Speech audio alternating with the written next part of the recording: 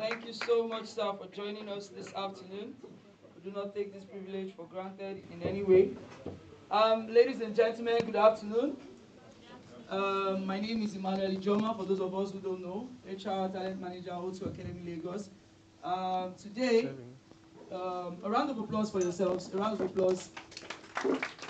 Thank you for coming, thank you for making it. As you all know, it's our masterclass session, and I'm going to introduce he is the MD and CEO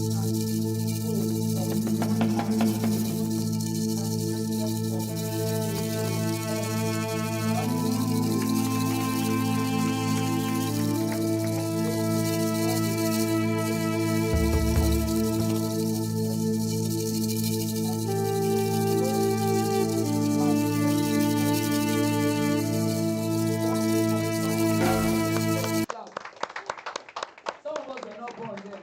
So please clap. One more time, one more time, one more time. Don't feel bad, don't worry. I understand. I know that feeling.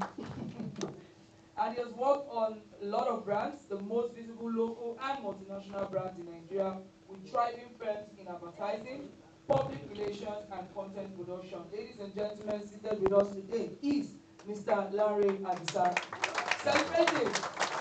Thank you so much, sir, for honoring our invitation.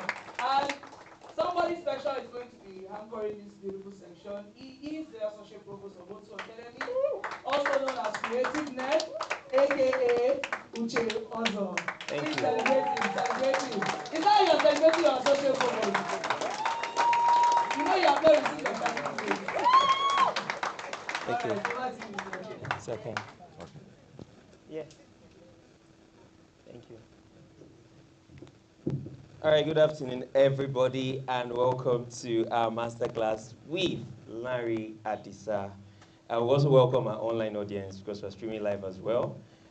Wherever you are, good morning, good evening, good afternoon, wherever you find yourself in the world. It's a great privilege to be tutored today by an industry veteran and the recently appointed AAAN president. So we'll go straight on into it so we don't waste too much time. I mean, there's a lot to learn. How many of you have heard of the Airtel adverts that ran the series? The in-laws, yeah. I mean, it's coming to life now because the work we do most times, we don't see the people, the brains behind those things. You just see the final work. And 444, yes, done by Noah Zach as well. Lost, yes, done by Noah Zach. I mean, we're going to break down most of those things, but let's start first. Sir, the big question in our minds today is, we want to find out what your creative process is like. We know it's very, very subjective. Everybody has a different flow to how they get ideas. Some people, when they're having their baths. Some people, when they're sitting on the throne in quotes. I mean, where do you get your ideas from? What's your creative process like? Okay. Good afternoon. Okay, hear me? Yes, welcome. Yeah, good. It's good to be here. Thanks for inviting me. Without any attempt at trying to say so much about my age, but just to correct the introduction, I've done over 30 years. I'm 34 years this year. So, but all of it just for the records. Yeah. So. Okay. Thank you. Yeah, having said that, well, I mean, when you ask the question about the creative process, I think it differs from person to person. And I was thinking even more in terms of the agency process, because there are two different things. There's a way the agency works, and there's a way within that structure, there's a way individuals also work. Some people are morning people, some people are night people, some people are whatever it is. No hard and fast rules.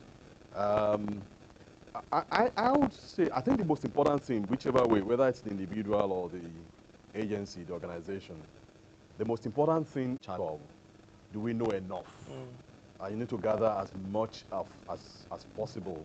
Not just about the fact that the strategists have, gathered this and that and put everything together. That the moment that creative brief lands on your desk, you need to also do your own work. And this is where your experience magazine. And the aim is always about how do you push yourself to do something that, you know, um, as difficult as it may sound, but nobody has done before. Even if it's like an association of this and that, but you're trying to do something authentic and different.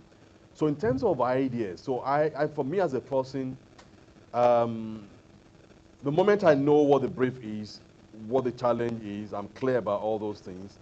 My mind is more like a sponge. I'm just gathering stuff, and I keep thinking about it. At some point, I'm jotting things down. There's something, a quote from John Hegarty. John Hegarty, for those who don't know, was one of the founders of, I'm saying was because the agency has been bought over, of BBH, you know, Battle Bogo Hegarty. Hegarty is a great creative, great copywriter, and he said this. He said, creativity is not an occupation, it is a preoccupation. Now, a preoccupation is something that actually preoccupies you. You are consumed by it, you know, so you don't necessarily, the creative mind doesn't go to sleep. In your careless moment, because you have that thing that keeps running at the back of your mind, and you're like, woo, it might just be this or that. And sometimes it comes so easy, you find that answer, but never stop at the first, you know, answer in quote. You keep trying and trying. As a person, this is something that I became a habit over time, because I always say something. Yes, I started as a copywriter, but I got better working with art directors. I think it was Inside that started the idea of pairing writers and art directors together. It never used to be like that, even in this country. It was not like that, you know, in the Western world until Bill Bembach and the rest of them started pairing writers and art directors. Now, the beauty of the partnership is that you rub off each other. Yeah. You get better with time. And I was lucky enough to have a partner that we worked together for on and off like 6 years, Tunde Shoyinka. It was a very fantastic partnership because sometimes the thoughts for the radio could come from him, or the TV could come from him. My job is just to write it and make it better. And what it did to me was that I could think more visually. I could think up the ad before the lines. So you don't just see yourself as a writer. Yeah. So what has happened over time is that I tend to, you know, sketch my stuff. You know, I like to scamp my thoughts. Even though I'm not an artist, I can't draw, but I know what I'm drawing. Yeah. I know what I see. I can see it before I do it. And I think seeing it, the power of seeing it is very, very important at the point of, you know, executing or writing down, expressing what you have thought. But I think the most important thing is that I don't just give up. I keep pushing and pushing until the last, you know, minute, as it were. I hope that answers the question. Can we please put the heads together? And I told you guys that we're in for a lot today. I mean, from the beginning, my phone is almost filled up as a memory storage already with the ideas I'm getting. Okay, so I'll just quickly jump to a follow through on that question. How many of you remember Mama Do Good? The ad? Yeah, he championed it. So, I mean, it would be a good opportunity to see what that process was like. I know you've explained what your creative process is like, but how did you bring that creative process into being, giving birth to the Mama Do Good campaign?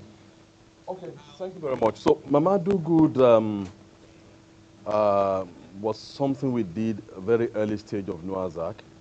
I think, if I'm not wrong, so Indomie came on board in 2009, and I think 2010 we did the campaign for Mama Do Good. Now, what led to that? So we had this campaign, we had a couple of focus group discussions and stuff.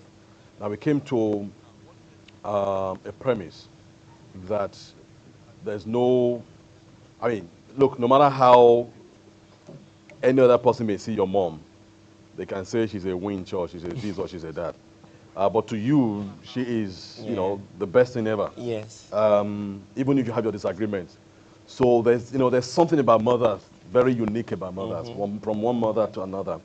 And we also found out in all our, you know, on all our focus group and everything that we did, that in terms of the noodles brand, there's something unique about Indomie. Yes, it was the one that introduced us and conditioned our palate in terms of what noodles should taste like. And it has been consistent, in fairness to it. So there's something unique about Indomie and there's something unique about your mom. So the idea was, there's no mom like you and there's no noodles like Indomie. So you have that in common. Now we came up with, in executing that, we had a campaign where we had this, not sure anybody will remember it here. Interestingly, I was just sharing that with a group of people at an AAAN seminar on Thursday. So we had a campaign which was in English, like a spelling bee campaign, a little kid trying to spell nutrition and all that. And it was quite beautiful, nice Ikoyi type of, commercial. Then we told ourselves that as beautiful as this is, even the client, this is coming from the client in particular, how do we speak to the North? This same idea of no mom like you, no noodles like Indomie, but we can't take this spelling bee commercial to the North. Yeah, they will like it, it's entertaining, but it may not necessarily resonate with them, So what we did was, we took the same idea. I, in particular, I had to go to the North. I think I went to Kano. Yeah, Freedom FM was where we used. So we got a couple of people together, creative people, not necessarily advertising people as we know them here, but people who write scripts and all that. So we workshopped the idea of no mom like you and no noodles like Indomie. Now, what we came up with, what came up from that is, as far as the North is concerned, one key insight is that the Northerners have a name for just about everybody. Megad is not just Megad because it's Megad. I mean, whatever you do, Mesuya, even if you are a leper, they will call you by that. The leper, they'll say, oh, Metukuru, that's the leper. If you are blind, they have a name for you. And they don't take offense. That's the culture. So we said, this mother we're talking about, what would you call her, or how would they define her? And they said, oh, she is Mama Yara. Mama Yara is somebody who loves children, not just her children, but other children as well. And she will take care of them, she will cook for them, she will do all sorts of things. And that was where it all came from. So after that session, I, retreated and I wrote a script based on all that we discussed. And after writing the script, I showed it to the people and they said, oh, that's beautiful, that's a good story. This will fly in the North. It took in all the nuances and everything and all that. So we sold that story to the client, that this is what we're going to be doing in the North. And the client looked at it and said, well, beautiful. It's kind of universal. We could actually do this also in Pidgin and also in Yoruba. We thought the Pidgin would take care of the South-South and the Southeast. So we had it as Mama Do Good. So we needed to now start contextualizing it in each of those languages. Mama Do Good in Pidgin, Yaewe in Yoruba. And yeah, the setting is about the same, but people could see a sense of authenticity. If I were to play Mama Yara to you, and you're seeing it for the first time, it's going to hit you as much as Mama Do Good will hit you. But because of the popularity of Pidgin and what have you, so it took over from, but that's where it came from. And it's just speaking to the beauty of listening to people and making sure that whatever you do should actually connect with the people. Otherwise, you could have, and it's not the first time we're doing that for Indomie. We had done something in the past. Remember, Feed Your Hero, To Me, To You, and all that. Yes. Yeah, we did something back then that we went to the North as well. I went to ABU's area, sat down with people, and we came up with a story about the grandma that was telling a story about how the tortoise, broke its shell.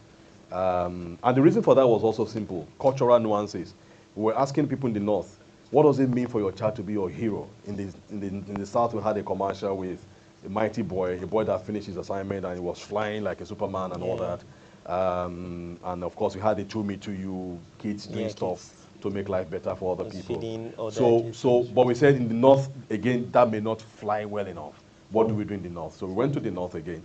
We're going to say, look, for us, for your kid to be your hero, that kid must be able to uphold your values, your cultural values and all that. So it's about respect, about caring for other people and all that. So this grandma was telling the story of how not to be greedy and telling the story of the tortoise and all. It was quite interesting stuff. So it's just something that we all can learn from.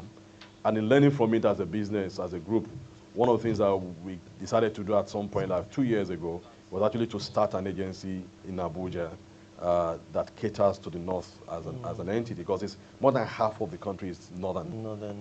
And we can't just, you know, give you a Hausa cap to wear and say that's a Hausa man. They see through that and they hate it.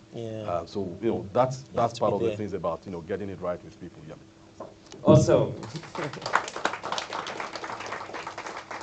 So I from what you said, I've seen the very important role of A/B testing whatever story you want to push to an audience.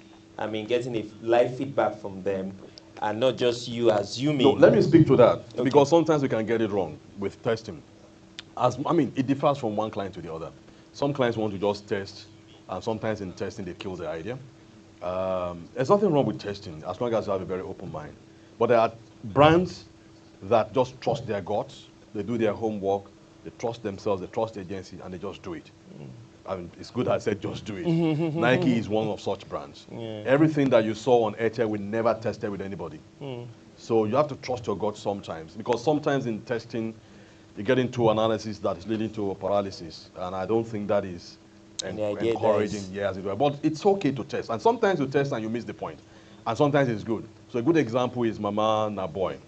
Mama Na Boy, we actually tested with a focus group and all of that, you know, and nobody saw having a boy as an issue until the commercial came out. Then I always say to people, there are people who have to justify the grants they get from different donors, NGOs, that brought up the issue of, you know, male child, girl. Because before then, MTN was featuring commercials. Remember a particular one where the dad lost, forgot his speech and all that. Yeah, and the girl read it. We're not saying girls are smarter than boys. So why should that be a problem? And it's one of their best commercials ever. But these things do happen, but it's also good for the brand. I mean, even when that was rested, a year or so after that, there was some survey of what was the best commercial for the year, and the people were still saying Mama Na Boy. So never be afraid if it goes controversial for a good reason. Yeah. Awesome. So I recently saw a remake of Mama Do Good. How many of you saw it? And they were trying to get, I don't know if they were the actual kids. I mean, if they were the actual kids, I would have been. So we saw a remake. What do you think about it? I don't know if you've What do seen you it. think about it? I wasn't emotionally connected as the first. So that's my own perspective. I don't know about others. I think that should just answer the question. So let's just move on. Okay. All right, so we'll go to copies now, because we know copy is your. That was you started with copy. So how do I'm you still know? a copywriter. Yeah. So yeah. No, serious. Oh, for real. I'm still a copywriter. I can never stop being a copywriter. I like that. So how do you know this copy is it? At what point do you get to and say, okay, yes? I think copywriting, and this is what I say to people, if you've ever been a writer, writing plays, writing short stories, fiction, whatever you can write. A lot of people get it wrong these days. They say they're writing content, they're writing. Sorry, because the craft of writing is different. Writing requires a user imagination, not just power of expression. It's time. You cannot be waiting, writing something for as a community. Sorry, what do you call that? A content writer or community management, all that. And it's causing problems because things like that. So a writer eventually finds his own voice, and it takes a lot of practice to write,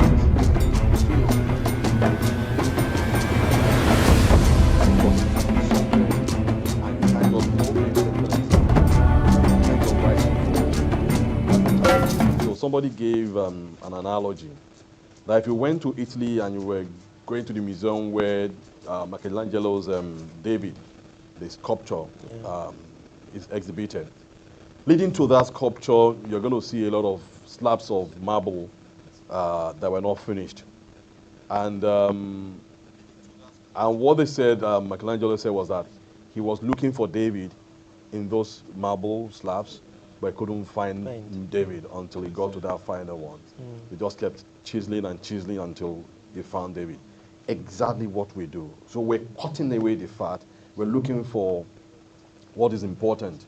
Because sometimes you mix it up. You write one thing and you feel that's good enough. The best way to do anything is that you keep pushing yourself. And you have, because if you don't do that, you just settle for half measures. So you write it, you see, okay, there's an angle somewhere there. It's no stupid idea. At the initial stage, you're just writing everything that comes to your mind and all of that. And suddenly you find one hook somewhere. And you're taking that hook and say, oh, I can build on it. Now, you build on something that you know has legs to run. It's not just in the moment. I can take this and it can run for a long time. And in expressing it, you make a big difference also. A good example would be, take for instance, Just Do It from Nike. It's been around for over 30 years or so. Yes. And I read a book, the guy that was the CMO of Nike at that point in time, Scott Bedbury. He wrote a book, Brand New World. And he said that when the agency was going to present, and that's very interesting. Now, the background to this was, and interestingly, the same agency is still on it, Wadden and Kennedy. Wow. So, over 30 years. Yeah. So, in fact, the founders of the agency are dead now. They just died one after the other. I think the last one died this year or last year. Now, they had done a commercial, and this commercial was shown to their trade conference, and it didn't really work out well. Everybody felt like they were like navel gazing and all that. So Phil Knight, the owner of Nike, the founder of Nike, was not too happy. And this guy, Scott Bedbury, had just been employed. And of course, he went to Phil Knight and said, I think we need to, the most unexpected thing, I think we need to review the agency's fee and pay them more. He said we should pay them more. I mean, it's like, it sounds crazy, but Phil Knight is like, okay, no problem. But with Phil Knight, you can only make a mistake once. No problem if he's going to help them get better. So the guys went back, and he went back to them, and they went on and on and on, and eventually they landed on Just Do It. And then they were going to sell Just Do It to the client. They had a find your voice. That's why, again, you can't limit yourself. You soak up everything. You must be reading something at every point in time. You must be watching a film, going to exhibitions, seeing what is going on out there. Like a friend of mine would say, he says it's a repository of every useless whatever information. I mean, you must be curious.